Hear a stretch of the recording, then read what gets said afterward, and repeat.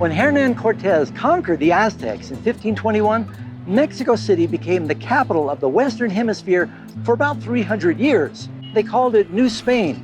And because so much wealth was pouring in from the gold, the silver, the trading of slaves, many of the nobility in the city built palaces everywhere. It became known as the City of Palaces. Many of those palaces were converted into museums, and now Mexico City has more museums, 180, than any other city in the world. Mexico City is also one of the richest cities in the world.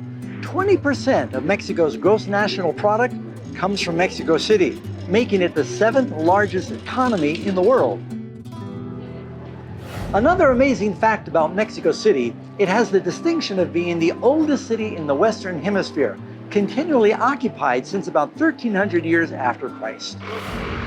Because Mexico City is such an old city, it wasn't originally designed with modern traffic in mind, and it can sometimes take you hours to just get a few miles.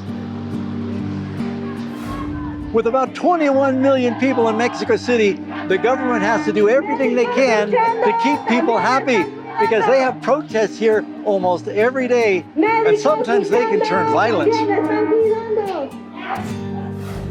The people of Mexico City are a very religious people. About 82% are Roman Catholic, and there are about 365 churches in the city. You know, one of the most visited churches in the world is here in Mexico City. It's the Basilica de Santa Maria de Guadalupe. They get about 20 million visitors a year. And while it's true more people are aware of St. Peter's Basilica in Rome, the Virgin of Guadalupe gets more visitors than any other place in the world. Even though most of the people in Mexico City are Roman Catholic, you'll find that right at the doors of the church, they carry out these pagan, spiritualistic rituals with the endorsement of the church. It reminds me of what Jesus says in Mark chapter 7, verse 8, "You have a fine way of setting aside the commandments of God that you might observe your traditions." The Mexican people are some of the most kind, gracious, and generous people that I have met anywhere. They love life and they love their families.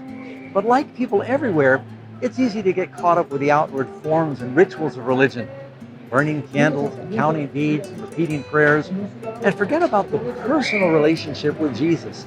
That's what the Lord really wants with each one of us, a daily personal relationship where we invite Him in our hearts, and He promises to be with us always, even to the end of the world.